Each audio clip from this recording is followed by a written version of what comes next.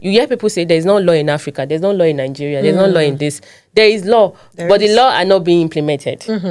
They are not enforced. Every time they bring out this new law, they say there's a new law, everybody's happy, hey, but are they doing the right thing? Yeah. Are they using the law?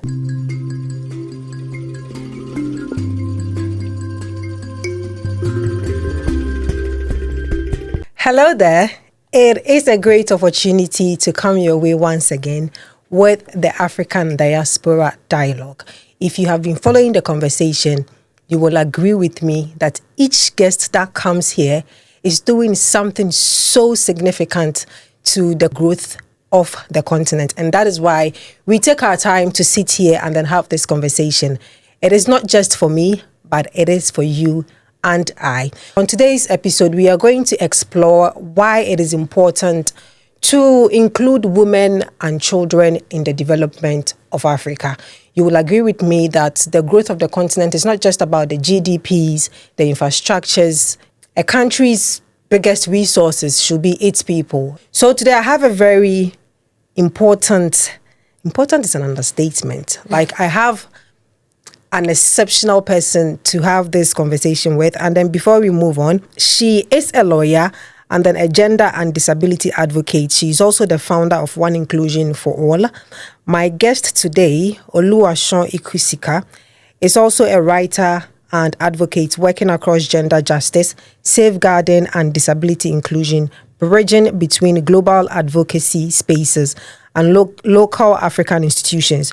From on-the-ground outreach in Nigeria to a diaspora-led advocacy, today's conversation, just as I said earlier, is looking at how protecting women and children and persons with disability is central to Africa's development. Without wasting much time, have you ever thought that building the people, including certain kind of people, is also essential? And this is why we are here today. Hi, darling. Hello. How are you? I'm fine, thank you. How are you? I'm very well, thank you. It is so much of a relief to make someone like me. I'm here to know the thought process of whoever is watching or listening to us now, but to make me realize that I'm always talking about like African growth, everybody's contribution matters to the growth of the continent and everything. But you made me had to pause and then think about how maybe we should divert the conversation a little bit. Maybe it's not all about what is the government doing, what is the government building, do we have this hospital set, which country are we trading with next, We should divert the conversation a little bit and like rethink, are there people we are leaving behind from this whole conversation that we are having about the development and the growth? So I'm glad to have you here today, not just to educate me, but then to also educate whoever is watching, so we can all learn from whatever that we need to add to our thought process. So in a very concise way, just take us through what you do and then how it is important to Africa's growth. So first of all, I'm a lawyer, family lawyer, so I'm more focused on family sector. And so I'm focused on domestic violence cases. That's the legal part. Right. And but generally, I'm an advocate. I advocate for women's rights, children's rights, disabilities, and because I'm all about inclusion. So some people call me Queen of Equality. Okay. Because I believe everybody has rights. So women's rights are men's rights. We're all human. So yeah. So I'm literally just a family lawyer and maybe God's favorite girl. And yeah, I like that. I like that you see yourself as God's favorite and then also a family lawyer. But then what led to you choosing your career path to be a family lawyer and then an advocate for disability and children? Yeah, I like that question because it allows me to speak about how I started on the whole thing. So since I was young, just like when there's a little girl that says, I want to become a pilot, I've always said I want to be in the justice system. Wow. Everybody knows this, and even my parent knows. Even sometimes my mom will be like, okay, can you be a medical doctor? Can you be this? I'm like, no, justice system. So, and I believe is my purpose as well, because it's something that I see every day, something that I witness. I just feel like it's something God wants me to do. So I've always being that adamant on justice system. Although I didn't really understand if I have to be in family law or something. But you knew you had to be in I just knew yeah. that. And when I was young as well, I was in boarding house. I think from age 8. I think nursery 4, nursery 5. I can't remember in Nigeria, back in Nigeria, and I witnessed a lot of injustice. And so there was this way I just some of the things that happened like people that were close to me in boarding house as well, my friend, my cousins. So there's this way I always feel like I want to fight for people. I want to advocate for people. No, that is wrong. That is not right. Yeah. I'm always I get fired up easily when it comes to that. So, and when I moved to the UK, that was let's just say up to 10 years now, close to 10 years now. I got to uni and I started doing work experience in a law firm. And I think work experience is even something I say to you today that is very, very important to your growth when you're in the education system. Right. I started in the law firm and they were more focused on family law. And so we're doing domestic violence cases, divorce, other things. But there was this way I fell in love with domestic violence cases. And even though at that time I had colleagues, friends that would say, oh, it's so emotional, listening to victims and all that. I wouldn't say I don't get emotional, of course, but I would say instead of me getting emotional and say, oh, I can't do this, I can't listen to victims, I'm always like, I want to deal with that abuser. Of course. I want to deal with the perpetrator. How are you solving the problem? Do you understand? So there's no way I'm like, I listen to them. Some of them, we even cry together and the whole thing. But there's this way I get fired up. I just want this person to get justice. I want these women to be protected. Even men as well, because they go through domestic violence as well. So that was how I started. And, I started, so I was more of the legal side. So after some years, let's say 2021, I started doing advocacy. That was when I started writing articles, but I wasn't putting it online because I was scared of social media at first. I didn't want to so I'm this kind of person that I want you to see my work, but don't worry about me. Right. Just see my work. The work should speak for At some point, I realized that they have to see me too. And it's very important so that people can take me serious and say, okay, this is what you're doing. And so that was when I started putting myself out there, started pitching my articles to organizations, regardless, it's still published it. So that was how I started. And Wow. So that sounds very inspiring. I'm just moving from here, going to do more. You've mentioned how you witnessing people around you go through abuse and then it's, propelled you into doing certain things and taking actions. Was there anything like personally growing up? Did you experience anything personally that's apart from your friends? Because sometimes, you might see things, you want to contribute to solving the problem and then it ends there. Yeah. But for you to build like a whole career out of it, was there anything else apart from you seeing your friends and then maybe loved ones and close ones going through it for you to like build a whole career around inclusion and everything? I wouldn't say anything personal happened to me, but when it comes to domestic violence, I think if you're really interested in it, you will realize that it happens everywhere. Yeah. You can have friends or family members going through it, but they won't let you know. But if you're very attentive, you can know. Because domestic violence victim can actually hide a lot because obviously because of the embarrassment, the stigma, which I understand. So there was a lot I saw, even outside bonding school, even on the street, you just see people, husband and wife fighting, the whole thing. So there was just, even in movies as well, you just see lots of things. So there was this way, and like I said before, I was running away from it. I wasn't trying to put myself out there to speak more about it. I just want to be low-key about it. But like I said, I see it as my purpose, because even at some point while I was running about it, even when I sleep and I dream about me rescuing people. Wow. Yeah, I dream about me doing charities work. So I just feel like it's something that God wants me to do. And I feel like I'm capable, even though I didn't want to be in the limelight, but I feel like it's something I have to accept. And I feel like I'm up to the task, because even now I'm like very, very overconfident. Even some of my friends would say, oh, you're the weapon fashioned against world leaders. So it wasn't anything personal. It was just something I just see. And there's this way I just feel, it's like when you're obliged to do something, you have to do it. That's how I feel inside me. Okay. Yeah. I like that. I like that you are linking your career to purpose. I'm actually a very big believer of purpose and then the big why. There should be a reason why you do what you do, how you do it, and whoever is benefiting from it. The main focus for me right now is you are doing so much. And then I like that you mentioned the charity bit. We will get there because I've seen some of your works back in Nigeria, and it's actually just it's more than Africa. You do outside the continent itself. I've seen some of your articles published. Beautiful writer, by the way. How do you think protecting women, including women, advocating for disabled people, advocating for gender equality and everything, how does it contribute to Africa becoming a better continent? Okay.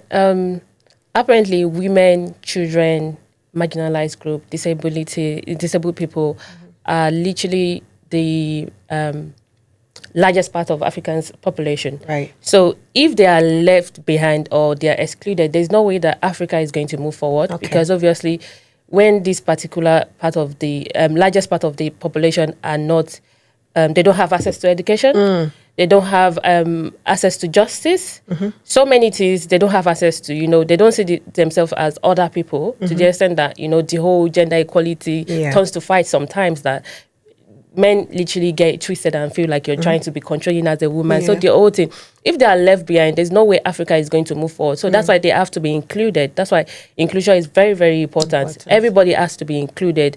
Is equality. We all have the same right. We are all human beings. Women's rights are human's rights. Even for women as well, I do talk about, last year I was advocating for widows. And I said, when we talk about women's rights, we don't even mention widows. We just talk about gender-based violence. We talk about sexual violence, all those things, but we don't mention widows' rights. So I started inserting widows' rights as well. So we all have equal rights. So we can't just focus on one sector and think that the continent is going to develop. There's no way. So nobody should be left behind. Nobody. Yeah. You've got me putting my thinking cap on right now. Because you're absolutely right. I hardly actually hear people talk about widows' rights. Yeah. I didn't even know if there was anything like that. But now that you're mentioning it, you see why today's conversation is something different. I like that. Your write-ups are about, just as you rightly said, gender-based violence, discrimination. Do you think the Africa we have now is built with the disabled person, the person that is suffering like from domestic violence? Is the Africa we have now built with such people in mind? I would say yes, but I feel like we still have a long way to go. That's why I tend to even write articles as well, because when it comes to articles, people can read, they get more information. People want to see things. It's just like when you're speaking with someone, for them to understand, sometimes you even have to give examples. They want to see these things. Like, okay, you said somebody is going through domestic violence. How? What are the types? Is it physical? Some people think domestic violence is just beating the other person. But emotional abuse is there. Verbal abuse is there. Right. So some of them don't know these things. So it's not like they know there is domestic violence, but they don't know all these things. They don't know the deep conversation when it comes to. Some have people around, they don't know how to help them. It's like, okay, I have a friend that is going to domestic violence. I'm like, oh my God, I pity this friend, but I don't know how to tell her to go to the right organization. And domestic violence victims, you have to be careful with the way you even speak to them. Okay. Because some of them, you can be trying to help them and they might think you're not trying to help them.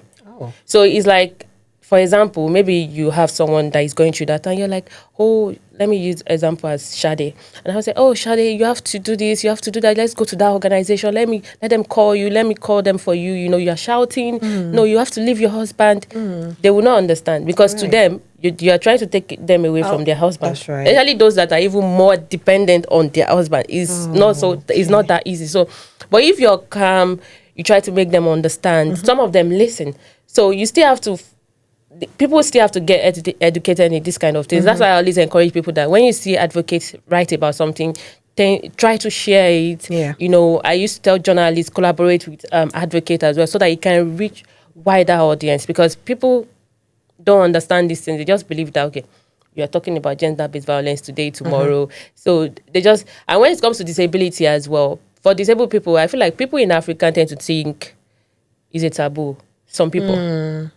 Some people think it's a taboo. Some people think it's a lie. Some people think they have, they are on wheelchair. Yeah, that's fine. That's okay. There's no big deal. Why are you taking it as an issue? It's a normal thing.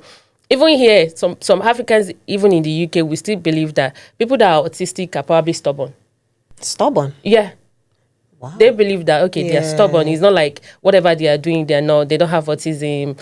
They're just stubborn. They think it's deliberate. Yeah. So they don't understand this. And they're like, oh, in Africa, don't worry, we're going to beat them. We're going to Excuse me? Yeah. They will be all right. They will come back to their senses. They have that mentality. So people still have a long way to go. And in Africa, when it comes to disability, I always say something. It's something that affects everybody. There are some things that happen in Africa that it doesn't affect the upper class, but it affects the lower class and middle class. But disability inclusion affects everybody. And I'll give an example because I want people to understand this conversation. There is a particular former governor of a state in Nigeria. Right. I think I will show you. He's on the internet as well. Right. And he was at the airport and went to KFC. So he's disabled. He's on wheelchair, and he advocates for disability as well. And he's very intelligent.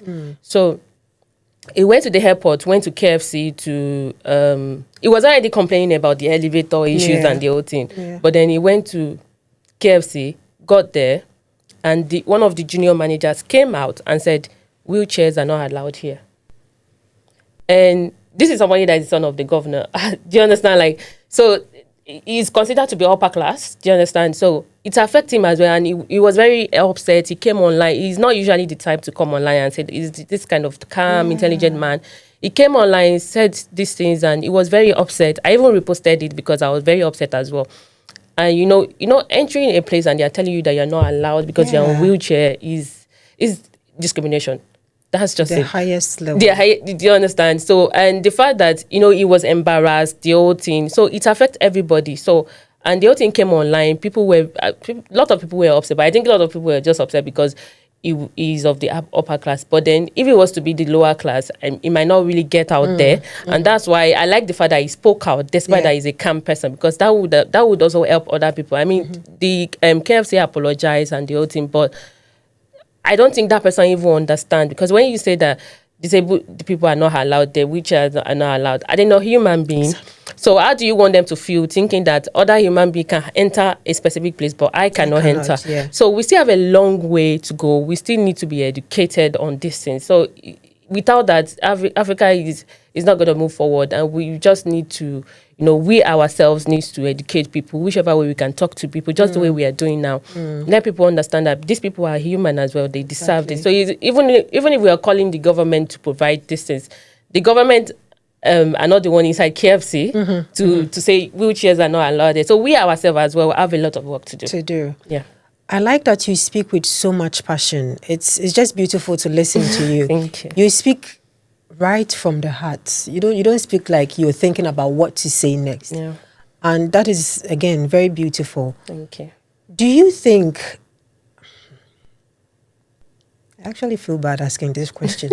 Do you think we have enough opportunities in higher places? Because someone being disabled, depending on what is making them disabled, does not necessarily make them any less intelligent. Yeah. Does not necessarily make them any less... Yeah. Do you think we have enough opportunity? Do we have enough of such people, quote unquote, lack of a better word, in higher places? Do we have them? We do, to be honest, we do. And I think that's where the government comes in, because even so many disabled people in so many countries in Africa are not in school. Because of, even in schools, there's no accessibility. There's no elevator, so being on the wheelchair and having to climb the staircase is a lot. So, and obviously some people in Africa consider that if you're disabled, you're not supposed to be educated, or you're not that intelligent. Do you understand? So it's not like we don't have, but we need more amenities. We need more access for these people to have access. I don't think it's a big deal if the federal government of Nigeria provides elevator in each public schools. It's not an issue. But if you even go to some public schools, they don't have many things. Even chairs, table, they don't have. So are they the one that have elevator? No. I mean, sorry to interject, but let's just even put elevator aside. You know, like you can build this walkway in such a way that the wheelchair can easily climb or descend. Do we even have those ones? I don't think we have that. Oh, dear. Because as far I remember last year during 60 days of activism that my team, we did the school outreach in 3 states in Nigeria. One of the states is the northern area of Nigeria. That's right. And my team came back and told me that school is really bad. Oh, dear. You know, and I was like, okay, I will see what we can do this year, if we can do 1 or 2 schools, but I will try my best. He said, for him to come back and say, Ma, that school is really bad. You can tell that he felt really, it. Do you understand? He said the chairs, the table, nothing is really good in that place. So there's not like good things for even people that we human beings, people that are not even disabled to use, not talk of people that are disabled. So the government needs to do a lot of things. While we are doing our part, the government needs to do a lot of things. There should be, these are basic things. I think table and chair for students to use is the smallest things in school. It's something that should be in school. Not that all these tables are like rotting. They don't even look good anymore. You know, for him to come back and tell me that, I can imagine how bad it was. And, you know, I was like, okay, we'll see what we can do. But how many things can I even do? Yeah. Do you understand? Yeah. I don't even have funds as much as the government do. So how many things I can only do maybe 1 or 2 schools with help and little things, little help from people or from people that want to donate. But this is where the government should come in, because they need to do the proper thing for people to have access. Everybody needs to have access to quality education. Children, young ones, adults, everybody needs to have good access to quality education. It's very, very important. I think that's where the government comes in. Right now, we are really, really lacking that. For Nigeria, I know more of Nigeria when it comes to education. So I would say in Nigeria, we lack that a lot. Yeah. A lot. Yeah. And if you're wondering, my guest today is from Nigeria. So if you're wondering why she keeps mentioning Nigeria, she is a Nigerian. And just as she rightly said, she has more knowledge on what's happening on the grounds of Nigeria. I am glad you mentioned the 16 days of activism. Can you take us through what it was and what brought about the idea and how the whole initiative went? Okay, for 16 days activism is the UN Women's Campaign that is done every November for 10 days. So I always like to do something. For 2024, I did a campaign. I invited 16 women from all over the world, different advocates. We did a campaign which I organized. So last year I was like, I don't want to do a campaign, I want to do something else. So we decided that me and my team decided that we're going to do an outreach and give people notebook, pens and all that, and go to each school, even to access some school to tell them that we are coming, and they are making it look like they're doing us a favor, because they're even coming to do them a favor. But you know, I'm passionate about what I do. So I was all about, okay, this is the impact I want to do. So I don't mind. Some of them would say, go and get a letter from the Ministry of Education.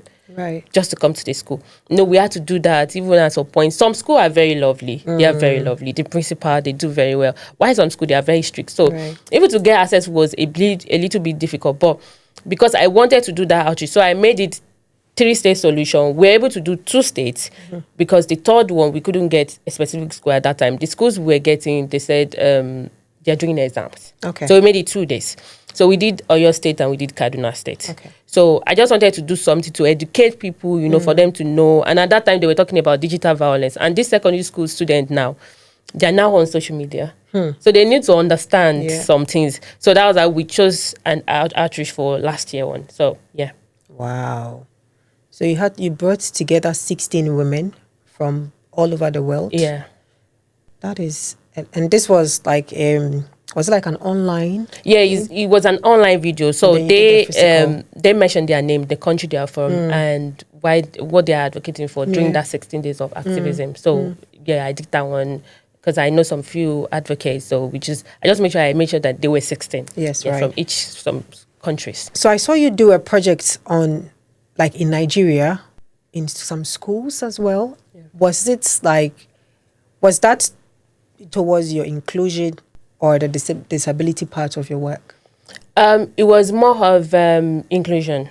Yeah, it was more of inclusion. I think the project I've done in Nigeria was more of gender-based violence.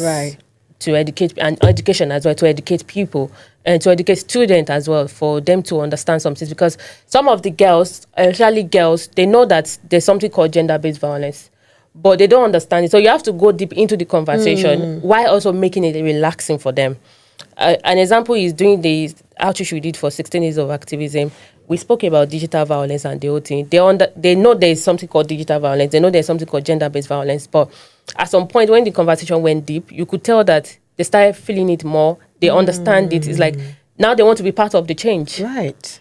Which is something that, for me, that was a success. They want to be part of the change. Of Now, course. we even had to make it very relaxing for them. At some point they were doing clock it, the Gen Z way to just make them feel relaxed, so that in case if some of them has gone through that, so they don't feel triggered as well. And you can tell that, yes, they want to be part of the change now. They understand it better now. There's high probability that even some of their parents are going through it. Do you understand? They understand it now. They know the right organization to turn to. So that's why we want to pick schools one by one and just do that same project and see. We are trying to see if we can do more for May during Menstrual Day, International Day of Menstruation. We're trying to see if we can do more schools as well for this year, so we educate them in that aspect as well. Yeah, I'm glad that you are focused on early education, because if you're able to transform their mindset from the early stage, and then they also bring other people along, it helps with changing certain things when it comes to these conversation. So I'm glad that you are really focused on early education. What inspired you publishing your article on Leading Ladies Africa? Okay, Leading Ladies Africa, they are women organization in Africa. I've known them for a while, even before I started Advocacy. They are very supportive. If you say you've known them for a while, what have you worked with them before? No, I've not worked with them before, but they've interviewed me before. Years ago, long time ago, when Kusika, you are doing well. Thank you. You really are doing well. Thank you. A long time ago, when I wasn't doing advocacy, it was just I was more of like entrepreneur side. They just did their own interview, like. They have this series called Boss Lady. So they just interviewed me at that time. So I just knew them from that moment. So when I wanted to publish this specific article, the title of the article was Child Abuse in Africa. So I needed an organization in Africa that not only focused on women and girls, but also focused on children. So what they do is, I have so many of these women organizations that I work with, but Leading Ladies Africa stood out for me because they publicize more of African, Nigeria, South Africa, and Gambia. They bring news things that happens there. Some of the things that I even found out through them in other African countries that I wasn't even aware. So I just knew that they were the perfect person. So I just pitched it to them. I think it didn't even take them 1 week. I think that was like the fastest article I ever pitched that went very fast. Right. It was very fast. So within 1 week they published it, and I'm so grateful to them. I think if I'm talking about organizations that have been helpful through my journey, I think they will be your number one or number two. That's good. So you write articles to such organizations. You're using storytelling to change perception. You are a lawyer. You're standing in for people. You are advocating for inclusion and for disability. You own a charity. You're doing all this. And it's not just in Africa, because I think I've seen you work with Pakistan ladies as well. Yeah, I did a fundraising for Pakistan girls last year. I learned through the project through my church. They have a church down there, and it was more of like charities, because they help them, they help girls. So they normally talk about how girls were going to child marriage, because obviously they don't have money to go to school. So they marry them off to rich men. So I got that project. So we tried to raise funds for them, and I decided that I'm going to go to Pakistan this year as well. For a conference, apparently by March. That the plans is ongoing. We'll start posting the flyers. We've gotten speakers and all that. It's a big risk. I mean, I've never been to Pakistan before, but even my dad, my parents are like, you need to go, and God said, you're going, and I said, yes, I will go, no matter what happens. Even people are like, oh, what is happening in Qatar? What is happening? I said, don't worry. I'll go, because I want to do this, and I just want to make impact. And so many, the team down there have been telling me that many people want to come for the conference, and we are expecting about 300 women and girls. Wow. That's impressive. So I was like, you know what, I need to go. So I just do any project randomly, even if it's Africa, Asia, Europe, North America. So you are more like an African in the diaspora Yeah. with global influence. Yeah. Wow. You have a very rich CV. I'm glad. I'm proud of what you are doing, and I'm glad Thank to you. know what you are doing. If you had the power to change any policy in Africa to be favorable for what you do in your line of work, what will it be? I think it will be access to service. Okay. Yeah, access to service is very important because it affects everybody, whether it is gender-based violence, it is and disability. Yeah. If there is access to good quality, quality education, if there's access to justice, if there's access to, if disability people have access to so many things that can help them to know that, okay, yeah, they're human being as well, and there's no discrimination. I think, yeah, access to service. And for quality education, like I said, in Nigeria, it affects everybody, students, and for gender-based violence, it affects women and girls the most, even though boys to go through it, but mostly it's women and girls. And, you know, I've seen so many people complain to me about how, you know, when people report to me, because I refer cases to organizations in Nigeria. Okay. I do cases in Nigeria, but I don't go there physically. But because I have access to some organizations that I would just literally test right now, and they're going to come through for the person. So most times people will tell me, oh, you know, I just went through sexual violence now, and I will tell them, did you call the police? And they will say, I called the police, but they are not doing anything. There was even a specific one. It was one of my friends in advocacy that told me. She was like, my sister went through this, and, you know, my sister went to report to the police, and the police arrested her instead of the perpetrator. They arrested the victim? Yeah, they arrested the victim instead of the perpetrator. What was the excuse or reason? Obviously, I think the perpetrator was of the upper class. So, yeah, so the whole thing escalated. He went to social media. So he sent it to me purposely because he wanted me to call them. I like calling stuff like that out. So he wanted me to call them out to speak about it. So I was asking for more information, and he was telling me, so I had to refer him to some organizations I know if they can help her as well to get her justice, because this is like two justice now, because like she was arrested despite being sexually abused.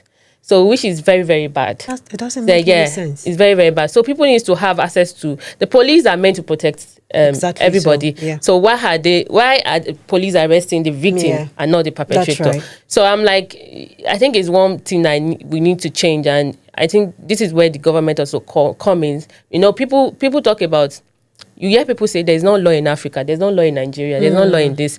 There is law, but the law are not being implemented. They are not enforced. I spoke to Nigeria Tribune last week, and it was some of the things I mentioned. I think they even made it the topic because they like it. It's not like there's no law. There is law, but it's not. They're not being enforced. Every time they bring out this new law, they say there's a new law. Everybody's happy. Hey, but are they doing the right thing? Yeah. Are they using the law? Here in the UK, so many people get their justice because when you take people to court, you get your justice. Right. Domestic violence people we've gotten so many order of protection for them, and they're happy, they're living their lives. But it's not easy to get this in Nigeria, in Africa, other countries, and even South Africa as well. There was this woman that came online one day on X app, Twitter, and she was from South Africa as well, and she started talking about how she's going to domestic violence from her husband, and you know, she's talking about how she has called the police several times. She's done so many things, nothing has been done. She had to be posting the evidence of the abuse that she encountered online for people to believe her. Do you understand? It's not easy. I commend her because she was brave. Not everybody is brave enough to post, you know, posting your swollen eyes, all those things. It's not everybody, but I always commend people like that because it helps other people to speak out as well. When they speak out, they get their justice. I'm glad that she was able to get her justice at last, but must she come online to post? Before. All to those advertise things? her embarrassment. Do you understand? So, yeah, people need to have access to justice. People need to have access to this. So access to services is something that I would really, really want us to change in Africa. It's very important. And that's why the whole thing, the African can move forward as well. I'm very much happy that we are having this conversation like in a different light today, because most of the people I've had on the show is, you know, like speaking about trade, development, women advocates, but we've never really, I personally, I've not really like paid much attention to the whole disability abuse in relation to growing the continent. And I'm very loud when it comes to growing the continent. Yeah.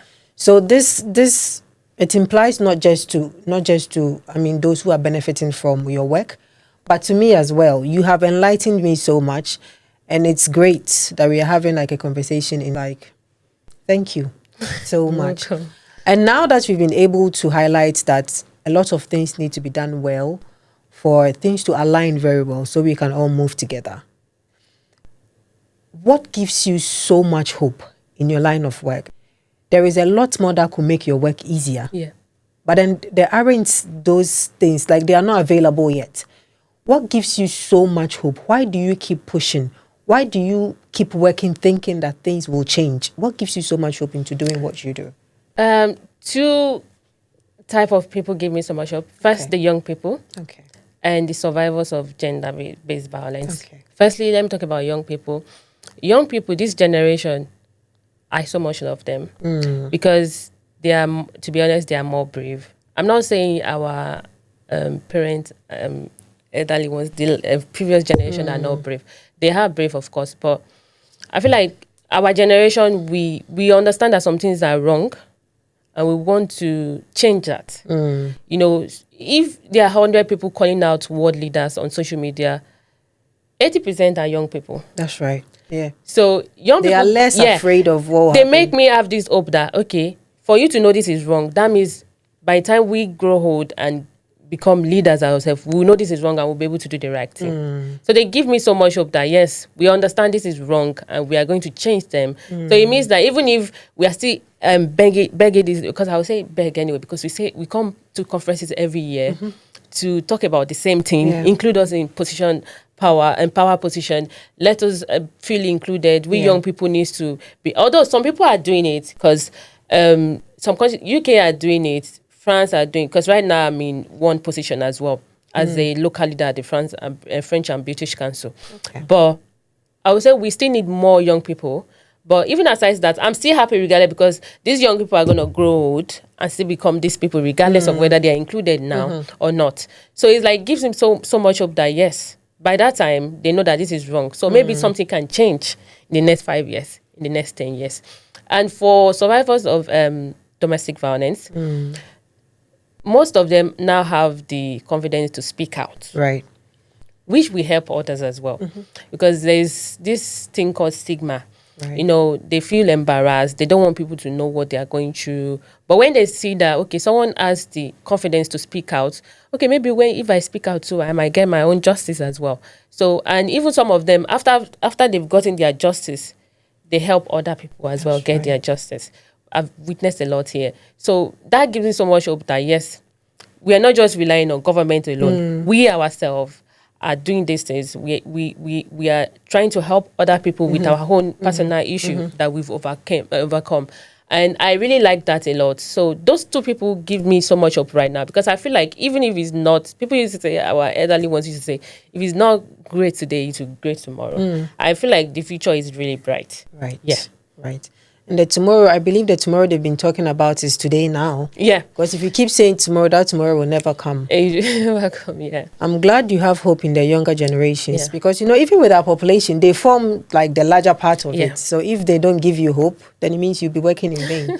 And this is your God-given purpose. So you can't even feel, like you can't even think about not doing it. Yeah. I'm glad to hear that. So with everything that we've said, if you are to describe Africa in one word, you will say Africa is?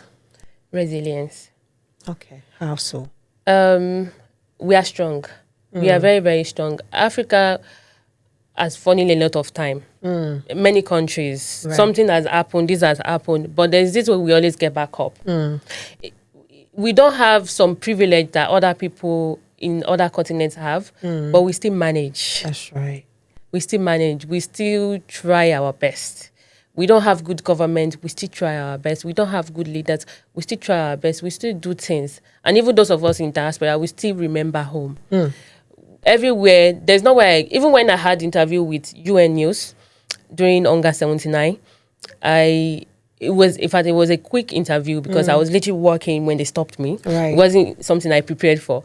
And when they asked me to introduce myself, I didn't say I'm British as well. Okay. By when I came here, but I didn't say, oh, I'm British or I'm Nigerian British. I just said I'm Nigerian. That's I right. literally said I'm a global youth ambassador from Nigeria, and that was how they introduced me on the UN News platform. It's on my page as well. So I always claim my country, my continent, because I'm proud of it. So we are really, really strong. So I would say resilience. Yeah, definitely resilience. We've fallen a lot of times. Even other continents overlooked us, but we are always like, we are among you people. We are this. We are great. We always carry that confidence. It's not pride, but we always carry that confidence that yes, we are great as well, just like you people. We might not have the resources that you people have, but we manage what we have, which is a very good thing to, even as a person as well. You are a very good example of the resilience you're talking about. You are a good epitome of it, because you are doing so much. We've had like a very short conversation, but with everything you've said and everything I have gotten to know with what you do, you are doing exceptionally well in your line of work. And we have to celebrate people like you, because we hardly bring you guys on board with what you are doing. It's like you are segregated in a certain way. Do you get it? When we are discussing what will make the continent move forward, we are talking about trade partners, intercontinental trade, building barriers or breaking barriers, but we hardly bring like inclusion, women, disabled people. So for you to dedicate so much time and effort and energy into doing what you are doing, it is amazing. Thank you. It is beautiful. Do you have any project lined up this year that will take you back home? You mentioned you'll be going to Pakistan, but like in Africa, is there anything? Yeah, for Pakistan, we're doing conference in Pakistan. That's in March. Okay. But next month we're hosting a webinar. We're trying to talk about social media as a tool for sexual advocacy. All right. So we're trying to bring, although our guest speaker is not from Nigeria, but she has a lot of experience in that field.